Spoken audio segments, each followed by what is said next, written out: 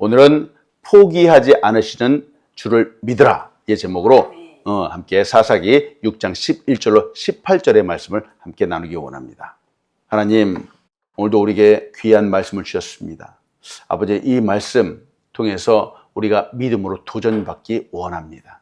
아버지, 하나님, 이 시대 참 많은 것들에 미혹받는 시대이며 걱정과 근심이 많은 시대입니다. 그러나 오직 하나님의 말씀 보고 주 앞에 믿음으로 굳게 서는 우리 사람들 될 수 있도록 축복하여 주시옵소서. 부족한 점을 감춰주시고 하나님의 영광만이 드러나게 인도하여 주시옵소서. 예수님의 이름으로 기도합니다. 아멘. 할렐루야. 사랑의 자리, 예배의 자리, 그리고 하나님이 찾으시는 자리에 오신 여러분 주님의 이름으로 환영합니다. 잘 오셨습니다. 오늘 우리를 부르시고 우리에게 힘주시는 하나님의 놀라운 은혜와 역사 축복들이 우리에게 가득하기를 축원합니다. 아멘. 오늘 말씀을 시작하면서 오래전에 나누었던 한 가지 재미난 예화를 나눕니다. 혹시 아직도 기억하고 계신지 모르겠어요.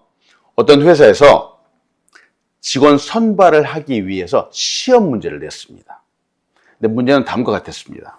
당신은 거센 폭풍과 몰아치는 시골 밤길에 운전을 하고 있다. 마침 버스 정류장을 지나치는데 그곳은 세 사람이 버스를 기다리고 있었다. 첫 번째, 죽어가고 있는 듯한 할머니, 그리고 당신의 생명을 구해주었던 의사, 그리고 당신이 꿈에 그리던 이상형 여자. 당신은 이 중에서 단 한 명만을 차에 태울 수 있다.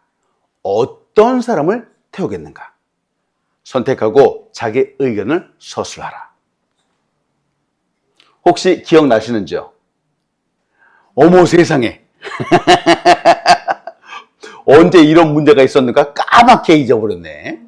아유, 여러분 그래도 사랑합니다. 이 시험에, 이 입사 시험에 응시한 사람이 200명 이상이었어요.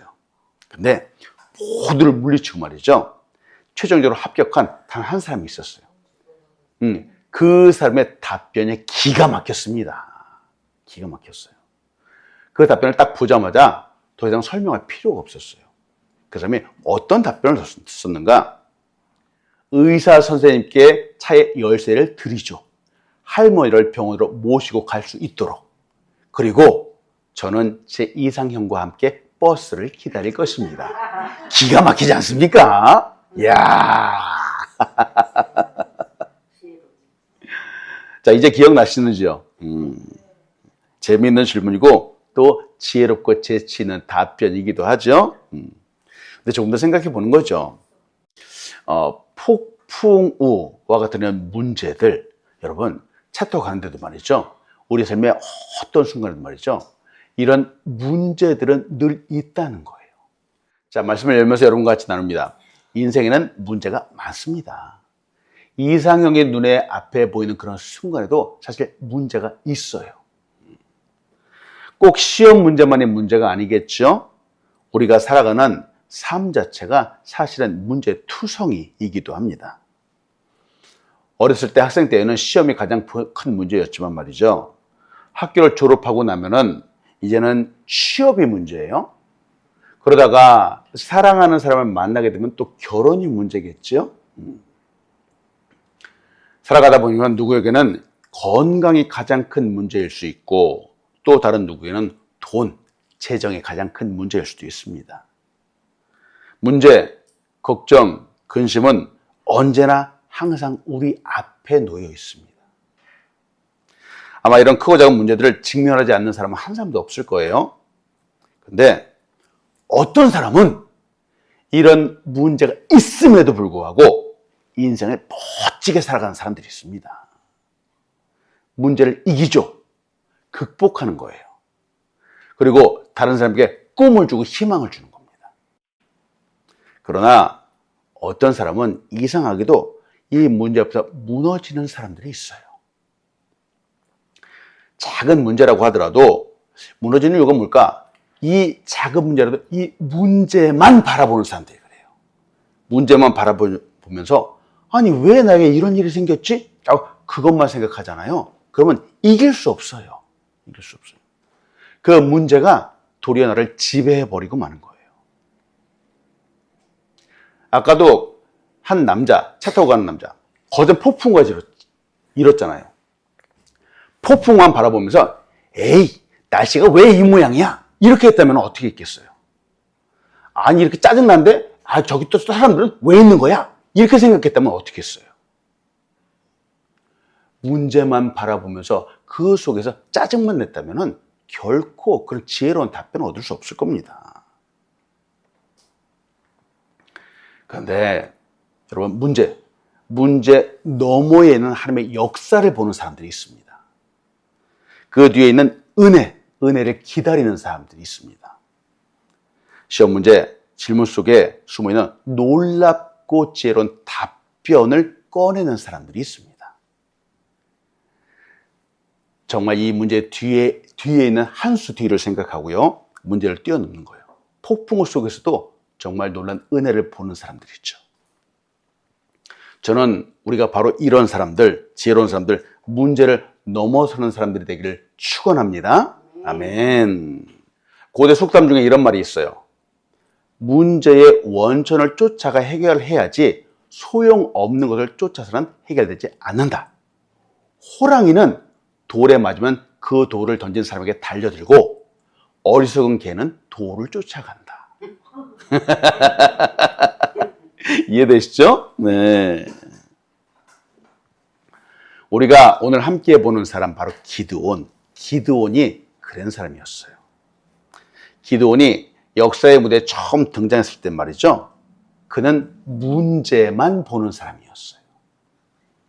문제, 어려움에서 몰래 숨어서 숨죽이면서 하루하루를 살아가던 사람이었습니다. 그런데 그런 사람 말이죠, 하나님은 문제 중심에 서게 만드셨고 결국은 이 문제를 이겨버리는 사람으로 만드셨습니다. 이게 바로 하나님의 역사인 거예요. 지난 시간 우리는 드보라를 보았죠. 그리고 군대 장관 바락도 보았습니다. 그리고 여인인 야일도 보았습니다. 이 세 사람이 합심해서 시스라의 900대의 철병거를 무찔렀어요. 그리고 이스라엘에 40년간의 평화가 있었습니다. 이스라엘 사람들 말이죠, 이 40년간의 평화의 시간을 지나면서 하나님께 늘 감사하면서 예배하면 좋겠지만 저 이스라엘 사람들은 너무 평화로우니까 또 범죄하고 말았습니다. 저는 성경을 보면서 이런 것들이 인간의 본성이지 않을까라고 다시 한번 생각을 하는 거예요. 사람들은 너무 편안하면 하나님을 잘 믿지 않습니다. 잘 하나님을 섬기지 않아요. 평안하잖아요. 잘 살게 되잖아요. 자기가 잘나서 그런 줄 알고 착각합니다. 결국 죄를 범하게 되죠. 그래서 고통 가운데 있다가 다시 하나님을 찾는 거예요. 지금 이스라엘 사람들이 그랬어요. 사사기 6장 2절이에요. 미디안의 손이 이스라엘을 이긴지라. 이스라엘 자손이 미디안으로 말미암아 사서 웅덩이와 굴과 산성을 자기들 위하여 만들었으며 라고 말합니다. 이번에 이스라엘을 힘들게 한 회초리는 바로 미디안 사람들이었어요. 이스라엘 사람들은 미디안 사람들이 너무 무서워서 산에 올라가서 살았는데, 산에 올라가서 어떻게든 웅덩이를 파고 굴을 파고 살았답니다. 세상에. 산성도 쌓아서 이 사람들의 공격도 막아보려고 했죠. 이것만이 아니었어요. 사사기 6장 3절 4절이에요. 이스라엘이 파종한 때면 미디안과 아말렉과 동방 사람들 치러 올라와서 진을 치고 가사에 이르도록 토지수산을 멸하여 이스라엘 가운데서 먹을 것을 남겨두지 아니하며 양이나 소나 나귀도 남기지 아니하니. 세상에 싹 썩었네, 이 사람들이. 파종을 한 시기가 되었어요. 그리고 나서 곡식을 거둘 때까지 이 사람들은 아예 진을 쳤답니다. 아주 그 땅에 들어 누웠다는 거예요. 싹 썩었다는 겁니다. 하나도 남기지 않았대요. 이 정도라면 잘 살 수 있겠습니까? 산에 도망가서 웅덩이를 팔고 굴을 파고 산다는 것이 어느 정도 이해가 되기도 하죠. 처음에 말씀드렸죠. 사사기를 통해서 우리가 배우는 중요한 요소는 말이죠. 태평할 때, 평안할 때 더더욱 하나님께 기도하고 예배하고 하나님을 향해서 살아야 된다는 겁니다. 보세요. 태평했을 때 이 사람들이 하나님 버렸어요. 오히려 하나님께 감사하지 않았어요. 기도하지 않고 예배하지 않았어요. 그러니까 당연히 이방 민족들을 위해서 하나님께서 이들을 징계하실 수밖에 없는 겁니다.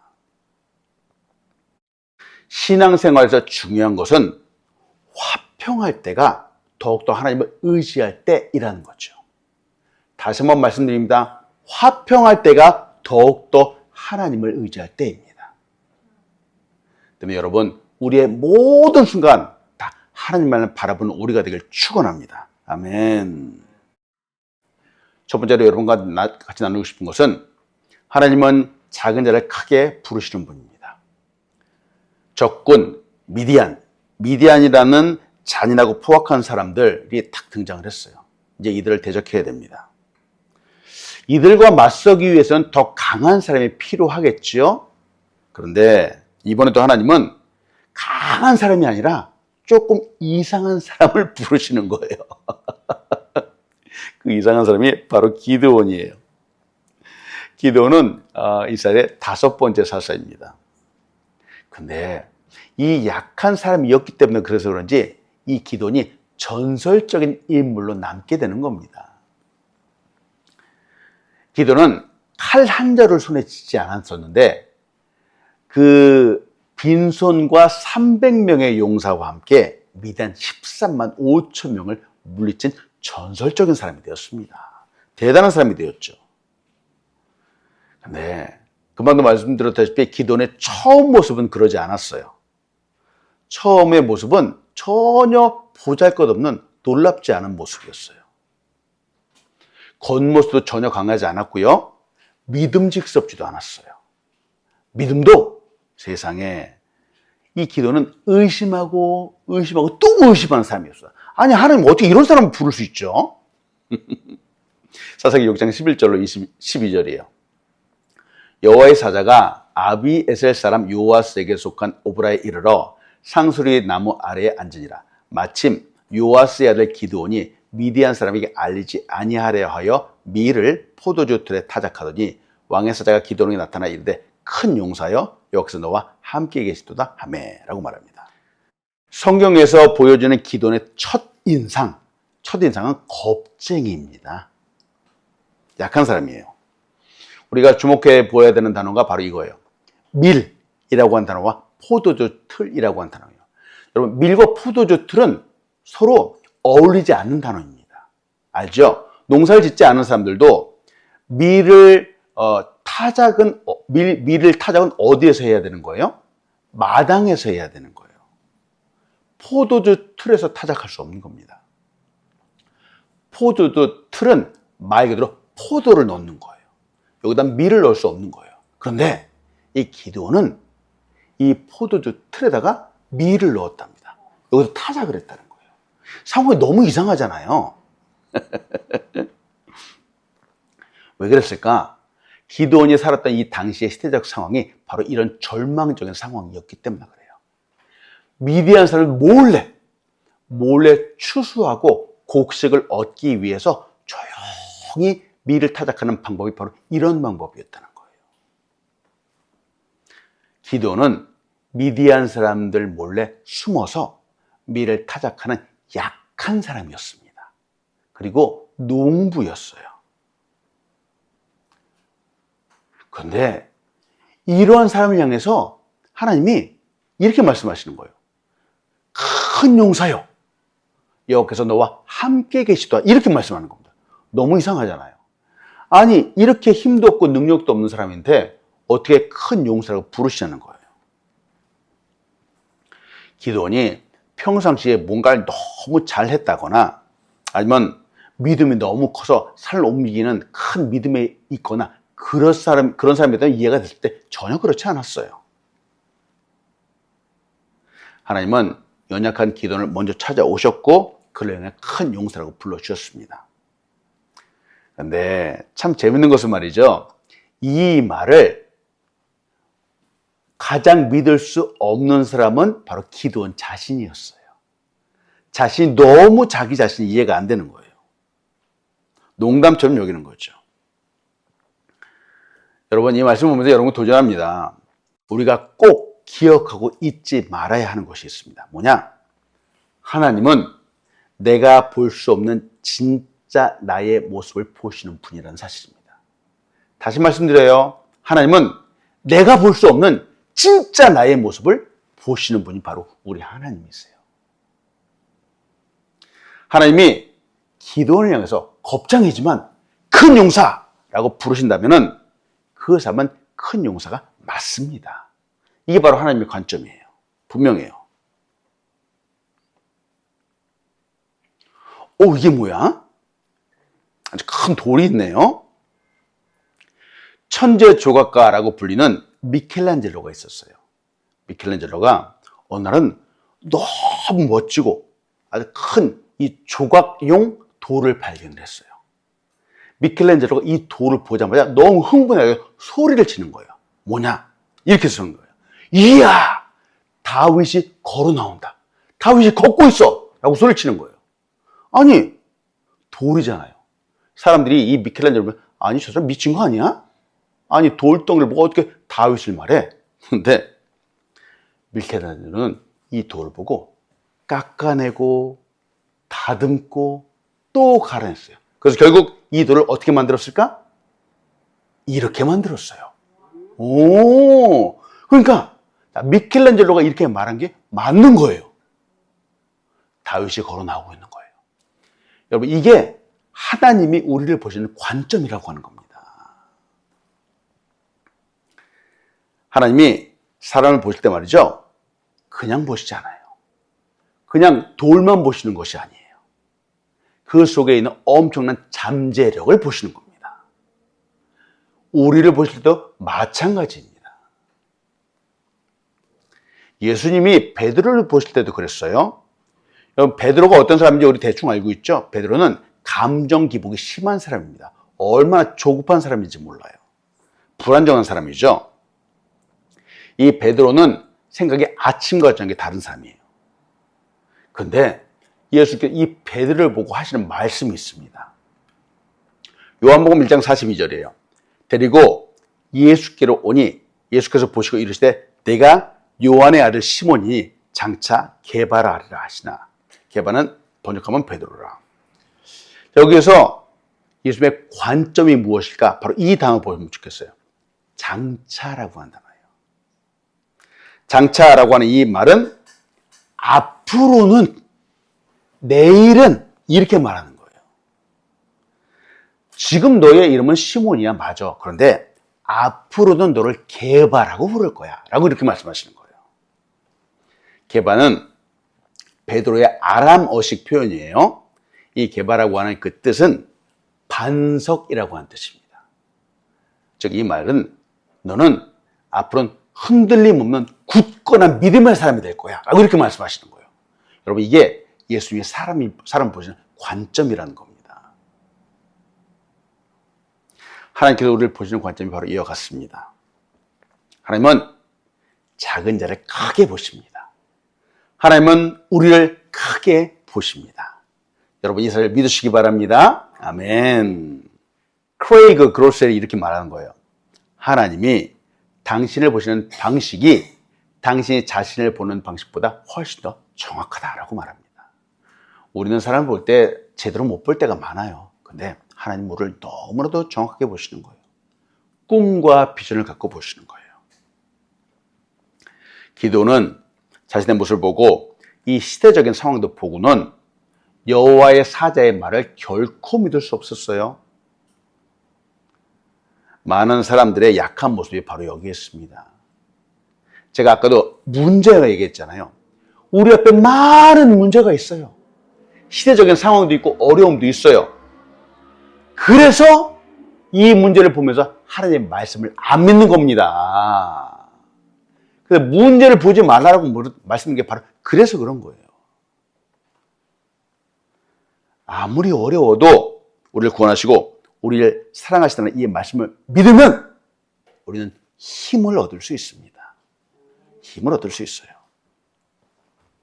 여러분, 문제를 바라보지 마십시오. 어려움 앞에서 주눅들지 마십시오. 하나님은 언제나 항상 우리를 바라보시고 우리를 불러주시는 분입니다. 이 은혜가 가득하길 축원합니다. 아멘. 두 번째 여러분과 나누고 싶은 것은 하나님은 우리를 포기하지 않으시는 분입니다. 하나님은 우리를 포기하지 않으시는 거예요. 사람들의 진짜 문제는 하나님의 은혜보다 바로 내 앞에 있는 문제를 더 크게 보는 거예요.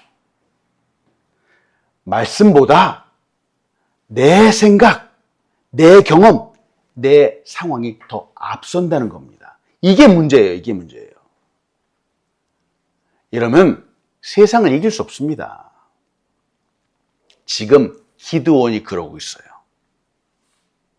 사사기 6장 13절이에요. 기드온이 그에게 대답하되 오 나의 주여 여호와께서 우리와 함께 계시면 어째 이 모든 일이 우리에게 일어났나이까?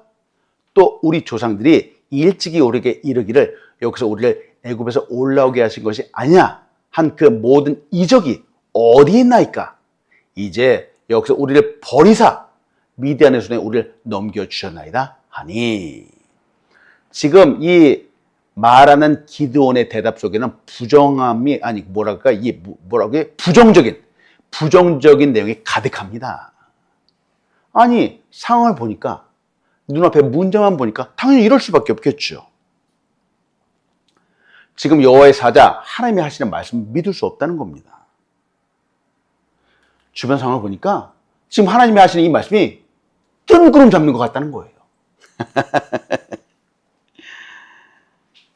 그런데 이 기드온의 답변에 말이죠. 이 기드온의 질문에 말이죠. 하나님은 이건 그래서 그런 거야 라고 답변하지 않으세요. 하나님은 그냥 하나님이 하시고 하시는 말씀을 그냥 그대로 하십니다. 자, 14절을 봅니다. 사사기 6장 14절이에요. 여기서 그를 향하여 이르시되 너는 가서 이 너의 힘으로 이스라엘을 미디안에서 구원하라. 내가 너를 보낸 것이 아니냐 하시니라. 기드온이 하나님 왜 그러신가? 그러니까 거기 답변도 하지 않았어요. 너는 그냥 가라 라고 명령하시는 거예요. 하나님의 뜻, 하나님이 원하신 바를 그냥 말씀하십니다. 자, 이를 보면서 우리의 모습을 보는 거죠. 저는 여러분 기도 많이 하시는 거 알아요. 여러분 기도 많이 하시죠? 근데 많은 사람들이 기도하면서 뭐라고 기도하시는지 아세요? 기도 속에 불평과 불만이 가득해요. 지금 기도원이 말한 것처럼 말이죠. 하나님 왜 이렇게 됐습니까? 하나님 우리와 함께 하시면 어떻게 이런 어려운 일이 생깁니까? 기도 속에 이런 불평과 불만을 가득 쏟아내는 사람들이 너무 많은 거예요. 하나님 어떻게 삶이 이렇게 어렵죠? 하나님 왜 제가 이런 문제를 만나야 되죠? 하나님 왜 한숨만 나오게 하십니까? 여러분 혹시 우리는 이렇게 기도하지는 않겠지요? 아멘. 이거는 기도라고 할 수 없어요. 근데 거의 대부분의 사람들은 말이죠. 하나님께 이런 불평과 불만에 기도 아닌 기도를 합니다. 하나님은 이런 기도에 응답하지 않으세요. 다시 말씀드립니다. 우리의 불평이 담겨있는 기도, 우리의 불만이 섞인 기도는 잘 응답되지 않습니다. 왜일까? 사람들의 생각하는 바가 하나님의 뜻하시는 바와 전혀 다르기 때문에 그렇습니다. 많은 사람들이 고난 앞에서 하나님의 뜻을 잘 보지 못하는 이유가 바로 그거예요. 문제 앞에서 문제만 바라보면서 불평과 불만을 쏟아놓기 때문에 그런 거예요. 자, 아까 보셨죠? 폭풍우가 있어요. 폭풍우가 있는데 폭풍우 뒤에 있는 놀란 은혜가 있는데 이 은혜를 바라보지 않고 폭풍우만 바라보기 때문에 불평과 불만만 쏟아놓는 겁니다. 이사야서 43장 1절로 2절이에요. 우리 너무 잘 알고 있는 말씀. 우리 같이 천천히 한번 읽어보겠습니다. 시작. 야곱아 너를 창조하신 여호와께서 지금 말씀하시느니라. 이스라엘아 너를 지으시가 말씀하시느니라. 너는 두려워하지 말라. 내가 너를 구속하였고 내가 너를 지명하여 불렀나니 너는 내 것이라. 내가 물 가운데로 지날 때에 내가 너와 함께 할 것이라. 강을 건널 때에 너를 침몰하지 못할 것이며 내가 불 가운데 지날 때에 타지도 아니할 것이요 불꽃이 너를 사르지도 못하리니. 아멘. 예수 잘 믿는다고 물을 건너가지 않는 거 아닙니다. 예수 잘 믿는다고 불꽃이 우리에게 오지 않는 거 아닙니다. 그런데 물을 건너가야 될 때, 불꽃 가운데 가야 될 때 중요한 것은 주님이 나와 함께 하신다는 거예요. 함께 하신다는 거예요.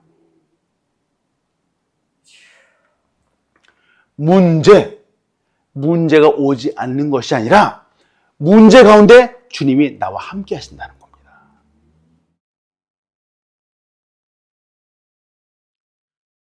우리의 삶에 어렵죠.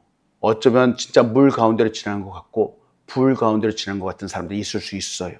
근데 여러분, 그 문제 가운데, 그 물 가운데, 불 가운데 우리 주님이 함께 계시다는 사실을 믿으시기 바랍니다. 아멘.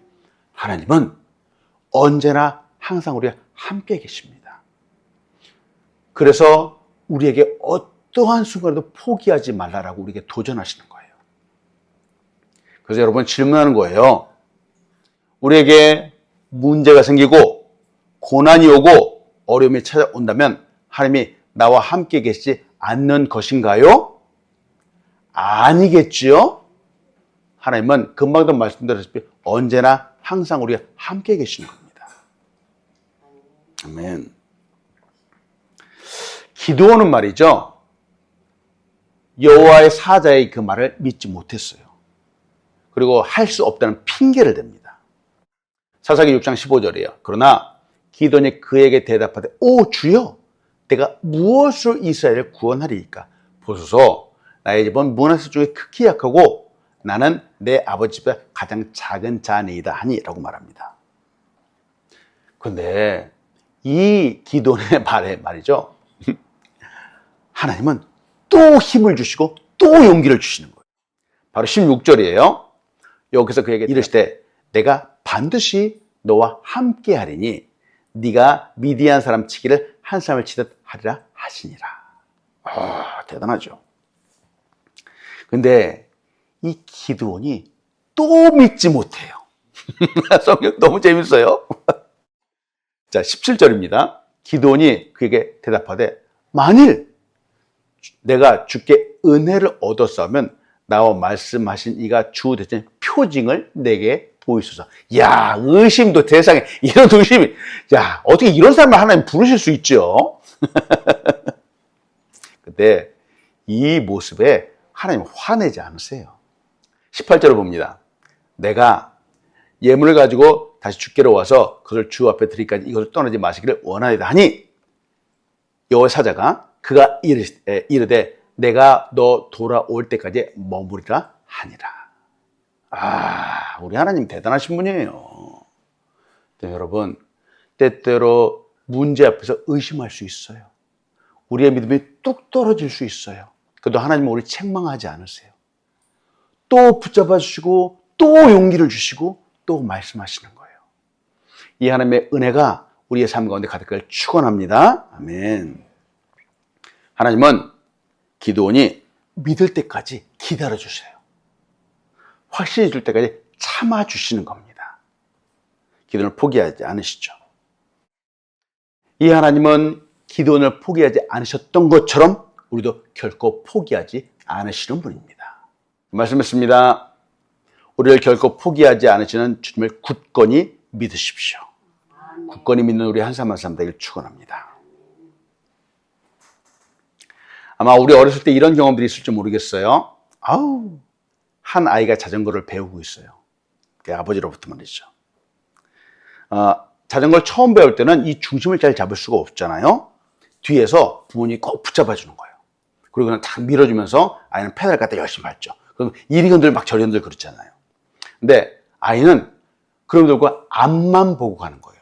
그러면서 이제 붙잡아주는 아빠한테 그러는 거야. 아빠! 뒤에서 꼭 붙잡고 있지? 라고 소리치는 거예요.